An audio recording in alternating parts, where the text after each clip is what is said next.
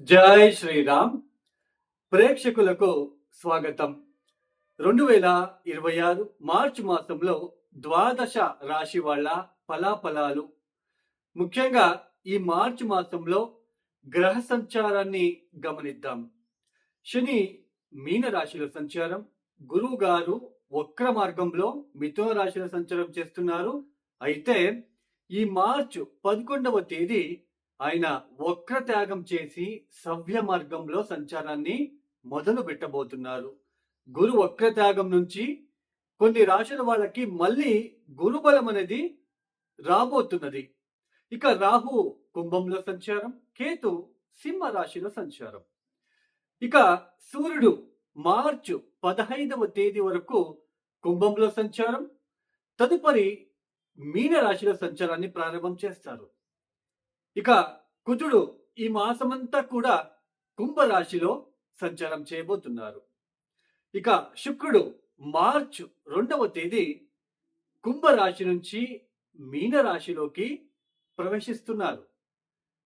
ఇక బుధుడు మార్చి 1వ తేదీ నుంచి మార్చి 21వ తేదీ వరకు బుధుడు వక్రించి వక్ర మార్గంలో కుంభరాశిలో సంచారం చేస్తూ మార్చి 21వ తేదీ వక్రత్యాగం చేస్తున్నారు. ఈ గ్రహ సంచారం వలన ద్వాదశ రాశి వాళ్ళకి ప్రేక్షకులకు చిన్న సజెషన్ అండి, చిన్న విజ్ఞప్తి. మనం గోచార ఫలితాలని చెప్పుకుంటున్నాం. గ్రహాల రాశి మార్పుల వలన ఫలానా రాశి వాళ్ళకి ఫలానా ఫలితాలు అనేది చెప్పుకుంటున్నాం. అయితే ఇక్కడ ముఖ్యంగా గోచారంలో మీరు కొన్ని థంబ్నెయిల్స్ ని చూస్తూ ఉంటారు. ఈ రాశుల వాళ్ళకి గజకేసరి యోగం పట్టబోతుంది, ఈ రాశుల వాళ్ళకి మాలవ యోగం పట్టబోతుంది, ఈ రాశుల వాళ్ళకి ముఖ్యంగా రూచక యోగము, పంచమహాపురుష యోగాలు ఇవి పట్టబోతున్నాయి. బుధాదిత్య యోగం పట్టబోతుంది. లేదా ఈ రాశుల వాళ్ళకి ఈ సంవత్సరం అంతా స్పాయిల్ అయిపోతుంది. ఇలాంటివి మనము చూస్తూ ఉంటాం. గోచారంలో రాశి ఫలితాలు అనేవి కేవలం 30% మాత్రమే తీసుకోవాలి. దీన్ని ఎవరు సోది అనుకోవద్దండి. వాస్తవాన్ని గుర్తించడానికి ప్రయత్నం మాత్రమే చేయండి. జాతకరీత్యా ఉన్న గ్రహ స్థానాలని బట్టి అక్కడ గనక గజకేసరి యోగం ఉంటే గజకేసరి యోగము అందరికీ వర్తించదు. శుక్ర మహాదశ అందరికీ మంచి ఫలితాలు ఇవ్వదు. దీన్ని గుర్తించండి, వాస్తవాన్ని గుర్తించండి. సో జాతక రీత్యా గ్రహ దోషాలు గనక ఎక్కువ గనక ఉంటే, అంటే కర్మ అనేది కార్మిక్ అనేది ఎక్కువగా ఉంటే ఏ జ్యోతిష్యం కూడా సహాయం చెయ్యదు. ఎందుకు? అలాంటి గ్రహస్థితులు కర్మ అనేది ఎక్కువగా ఉన్నప్పుడు సరైన పరిహారాలు మనము చేసుకోలేము. సరైన పరిహారాలు చేసుకోవడానికి వదలదు గ్రహస్థితి. టైఫాయిడ్ వచ్చినప్పుడు టైఫాయిడ్ టాబ్లెట్లే వేసుకోవాలి. మలేరియా వచ్చినప్పుడు మలేరియాకు తగ్గట్టుగా ఉన్న ట్రీట్మెంటే తీసుకోవాలి. ఆర్డినరీ డోలో 650 టాబ్లెట్ వేసుకుంటే వర్కౌట్ కాదు, ఎక్స్ట్రా యాంటీబయాటిక్ పడాలి. అలానే మన జాతకరీత్యా ఉన్న గ్రహ స్థానాలని బట్టి, గ్రహ దశలని బట్టి వాటికి సంబంధించిన పరిహారాలని మాత్రమే మనమే స్వతహా పాటిస్తూ వెళ్ళాలి. ప్రతి దానికి హోమాలు, ప్రతి దానికి ఉంగరాలు పెట్టుకుంటే కర్మ తగ్గుతుంది, ఫలితాలు తారుమారైపోతాయి, మనము శ్రీమంతులు అవ్వచ్చు, కోట్లు సంపాదించవచ్చు అని అనుకునే వాళ్ళకి ఇది ఒక సజెషన్ ఇస్తున్నాను. అలానే ముఖ్యంగా ఇంకొక విషయం అండి, కర్మ ఎక్కువగా ఉంది, నేను ఏం చేయాలో అర్థం కావట్లేదు, ఉద్యోగంలో చాలా ఇబ్బందులు పడుతున్నాను, నాకు ఏ రూట్లో వెళ్ళాలో అర్థం కావట్లేదు, గందరగోళం ఎవరైతే పడుతున్నారో వాళ్ళు ఈ చిన్న పరిహారాలు చేసుకోండి. ప్రదోష కాలంలో సాయంత్రం పూట ఓం నమ శివాయ ఒక 1000 సార్లు, అంటే ఒక జపమాలకి 108 వస్తుంది. 108 into 10 టైమ్స్ అంటే 1080 టైమ్స్ ఓం నమ శివాయ ఇది చదువుకోండి. కూర్చొని చదువుకోవడానికి ప్రయత్నాలు చేయండి. అలానే ప్రతిరోజు ఉదయాన్నే శివాలయంలో ఉంటున్న నవగ్రహాలకి 27 ఎరుపు రంగుల పూలతో ఒక్కొక్క ప్రదక్షిణ చేస్తూ ఓం నమ సూర్యాయ చంద్రాయ మంగళాయ బుధాయ చ గురు శుక్ర శనిశ్చర రాహువే కేతువే నమః అంటూ ఒక్కొక్క ప్రదక్షిణ చేసిన తర్వాత ఆ ఎరుపు రంగు పువ్వుని అక్కడ పెట్టండి. మీరు నవగ్రహాలని తాకకండి, జస్ట్ అక్కడ పెట్టండి. 27 ప్రదక్షిణాలు ఇట్లా ఒక సంవత్సరం పొడవునా మీకు వీలైనప్పుడల్లా రోజు పొద్దున్నే చేస్తూ, అలానే ఓం నమ శివాయ చదువుకుంటూ, అలానే కాలభైరవ గాయత్రి మంత్రం ఓం కాలకాలాయ విద్మహే కాలాతీతాయ ధీమహి తన్నో కాలభైరవ ప్రచోదయాత్. ఈ మంత్రాన్ని గనక ఎవరైతే ప్రతిరోజు 108 సార్లు మీరు పాటిస్తూ వెళ్తారో వాళ్ళకి గ్రహ దోషాలు రావు. మీకు గందరగోళ పరిస్థితులు ఉన్నప్పటికీ కూడా అవి తగ్గుముఖమవుతాయి. ఈ మంత్రాలు ప్రతినిత్యం వదలకుండా మానకుండా చేస్తూ వెళ్తే ఖచ్చితంగా మీకు మంచి పాజిటివ్ రూట్ అనేది కనిపిస్తుంది. మీకు ఏ జ్యోతిష్యం అవసరం లేదు. అది కాకుండా నేను అప్పులు చేశాను 25 లక్షలు, అప్పు తీర్చడానికి పరిహారాలు, అలానే కొంతమంది చెప్తూ ఉంటారు, పేపర్ మీద రాసి అగ్గిపెట్టి ఊదండి, గాలికి ఎగిరేయండి. అలానే ఈ తమలపాకుల మీద ఓం శ్రీ అని రాస్తే డబ్బులు వచ్చేస్తాయి. This is completely unbelievable and fake sentences. దీన్ని ఎవరైతే గుర్తిస్తారో, మీ జాతకరీత్యా ద్వితీయాధిపతి 6వ స్థానంలో పాపకత్రియోగంలో లేదా నీచస్థానంలో ఉంటే అదంతే. ఆ గ్రహస్థానానికి సంబంధించిన పరిహారాలే మీరు కొన్ని పాటిస్తూ వెళ్ళాలి. కానీ అది మీరు పాటించరు.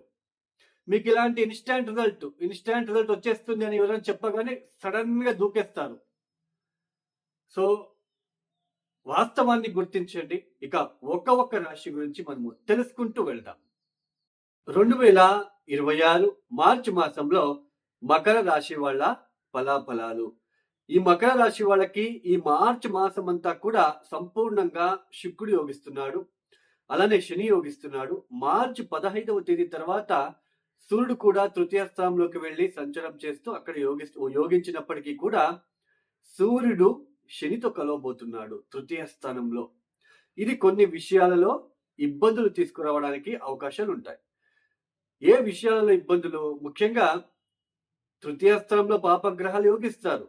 బట్ ఈ సూర్య శని లాంటి శత్రుగ్రహాలు కలిసినప్పుడు శని అస్తంగతం అవుతాడు. కాబట్టి కొన్ని విషయాలలో, ముఖ్యంగా తండ్రి ఆరోగ్యం విషయంలో, అలానే సోదరులతో ఏదైనా తగాదాలు, విభేదాలు లాంటివి, లేదా వాళ్ళతో గొడవలు లాంటిది, ఇలాంటివి వచ్చే సూచనలు, అలానే మిస్కమ్యూనికేషన్ కి గురి అయ్యే సూచనలు.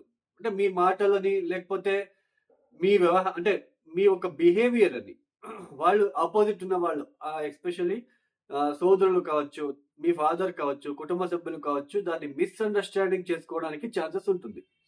ఓన్లీ థింగ్ ఈజ్ కుటుంబ సభ్యులు మినహా అవుట్ సైడ్ ఉన్న వాళ్ళే మిమ్మల్ని అర్థం చేసుకోగలుగుతారు ఈ సమయంలో. అందులోన ద్వితీయ స్థానంలో కుజ రాహుల డీప్ కంజక్షన్ జరుగుతుంది.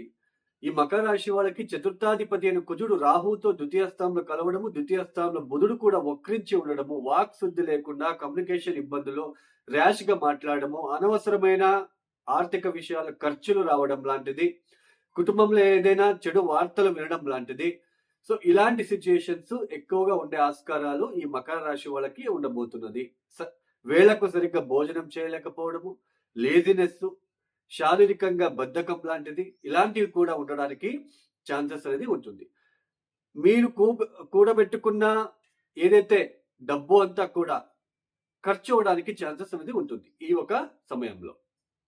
అలానే టీత్ కి సంబంధించింది, అలానే నోటికి సంబంధించింది, అలానే ఫేస్ లో ఏదైనా పింపుల్స్ లాంటిది, ఫేస్ లో ఏదైనా తరచుగా ఏదైనా అలర్జీ లాంటివి కావడానికి కూడా ఛాన్సెస్ అనేది ఉండబోతున్నది ఈ ఒక సమయంలో. తృతీయ స్థానంలో అయితే శుక్రుడు సంపూర్ణంగా మీకు శుభ ఫలితాలు ఇస్తున్నాడు. పంచమాధిపతి అయిన శుక్రుడు తృతీయ స్థానంలో ఉండడము, ముఖ్యంగా మీడియా రంగంలో పనిచేసే వాళ్ళు, మార్కెటింగ్ విభాగంలో పనిచేసే వాళ్ళు, మెడికల్ రిప్రజెంటేటివ్ కావచ్చు, అలానే బ్యూటీ కాస్మెటిక్స్ కి సంబంధించిన విషయాలలో పనిచేసే వాళ్ళు, వాటికి సంబంధించిన ప్రిపరేషన్ చేసుకునే వాళ్ళు, అలానే ముఖ్యంగా ఈ యాంకర్స్ కావచ్చు, ఇలాంటి వాళ్ళకి మంచి అవకాశాలు రావడానికి కూడా ఛాన్సెస్ అనేది ఉంటుంది. అంటే మీ క్రియేటివిటీ పెరిగినప్పటికీ కొన్ని విషయాలు, కొన్ని గ్రహస్థితులు బాలేవు కాబట్టి కొన్ని విషయాల్లో మీరు ఇబ్బందులు పడక తప్పదు. ఎస్పెషల్లీ కుజ దశలో రాహు దశలో బుధభుక్తి గాని, లేదా కుజ మహాదశలో బుధభుక్తి గాని జరుగుతూ ఉన్న వాళ్ళకి కొంచెం డిస్టర్బెన్సెస్ క్రియేట్ అవ్వడానికి ఛాన్సెస్ అనేది ఉంటుంది. ద్వితీయ స్థానంలో మార్చి 1వ తేదీ నుంచి మార్చి 21వ తేదీ వరకు బుధుడు కూడా వక్రించి సంచారం చేస్తూ ఉంటారు. వాక్ సిద్ధి లేకుండా ఉండడానికి ఛాన్సెస్ అనేది ఉంటుంది. అంటే మీ మాటకు విలువ ఉండదు. మీ మాటకు మిమ్మల్ని కొంచెం ఇబ్బంది పెట్టే రకంగా చూస్తారు. కొంచెం చీప్‌గా చూడడం లాంటిది కుటుంబ సభ్యులు. ఇలాంటివి కూడా ఉండడానికి ఛాన్సెస్ అనేది ఉంటుంది.